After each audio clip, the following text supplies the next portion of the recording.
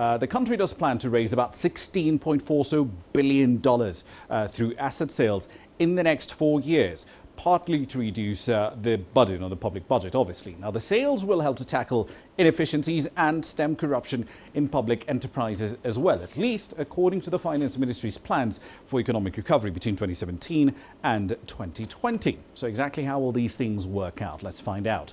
Deji Badmus joins us now live from Lagos. He's got more data on this story.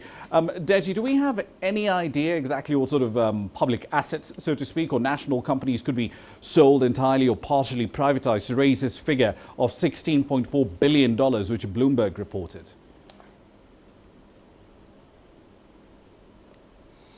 Well, not exactly, Rama, but it's public knowledge that the government actually plans to privatize, sell part of its assets now in the oil industry. And the expectation is that that will generate billions of dollars. So we might not be looking at an outright sale of the government assets in the oil industry. We're talking about, for instance, we all know that the government has joint ventures with some international oil companies. So, well, what the government is probably considering is to sell some of its stakes, for instance, reduce its stake, for instance, from say 55% to around 40%. And there's also talk about, concessioning some of the airports in the country, if not all of them, especially the major airports in the country, like that of Lagos, Abuja, and Kano.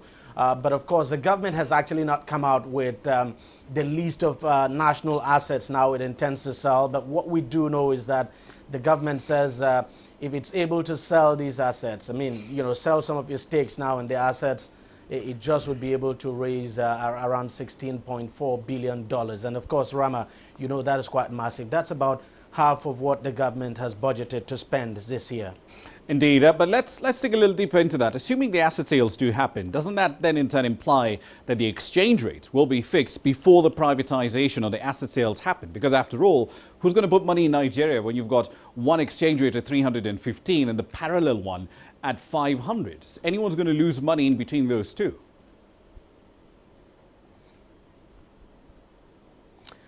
Well, Rama, that's a very good point and a very valid one at that. But the problem is that we are not absolutely sure that this government is intent on, devaluing the naira further, because as we have seen in previous devaluation, it didn't yield the desired result. For instance, the last round of devaluation we had when the government decided to embrace what it called the flexible exchange rate, the thinking was that it was going to lead to a massive flow of for forex from other sources, but we've still not seen that. And the calculation is that with the price of oil going up now gradually and the foreign reserve increasing in size, the government might not be so willing to devalue the naira. And even if we see any devaluation at all, it won't be as significant as the 500 naira, for instance, you're mentioning.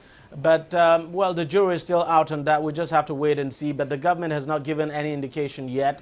The Monetary Policy Committee of the Central Bank has not given any indication yet that, it intends to devalue. But, of course, the general expectation, especially among financial analysts, is that at some point we might see some kind of devaluation because of that huge gap you have between the parallel market and, of course, the official market.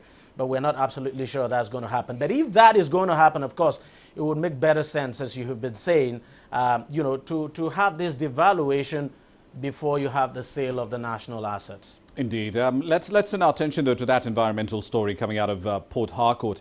Have the environmental authorities figured out exactly where the soot is coming from, aside from just the asphalt factory that was closed down? And how are they going to stop it in future?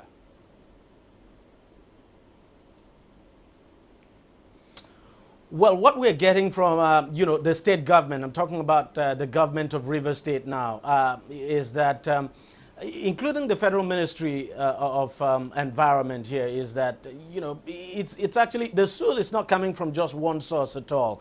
I mean, as Kelechi, for instance, mentioned in her piece, there's illegal refinery. The activities of illegal refiners in that region is quite high. You also have people burning tires. For instance, the state government issued a statement today banning the public burning of tires, because we saw that yesterday where, heaps of tires were being burnt and causing a very thick plume now over Port Harcourt. So the state government has banned that and saying it would arrest anybody who is engaged in a burning of tires. We also understand that the activities of the oil companies too is also part of the problem. But of course, as you've been reporting, an asphalt plant has actually been shut down. But the government says it is not as if this pollution now is limited to just one source. That is actually from various sources. And we know that that area, being in the Niger Delta, is actually, legal miners, for instance, the activities rife in that area. And then you have the oil companies flaring gas and what have you. But the government says it is still investigating, and of course has placed a ban on the burning of tires, and has closed down that asphalt plant. And it says it is still investigating anyway to find out the exact cause of, if it could actually pin it down to one particular cause. Indeed. We'll leave it there for the time being. Thank you for the update on the environmental crisis there. That's Deji Badmus, of course, live in Lagos.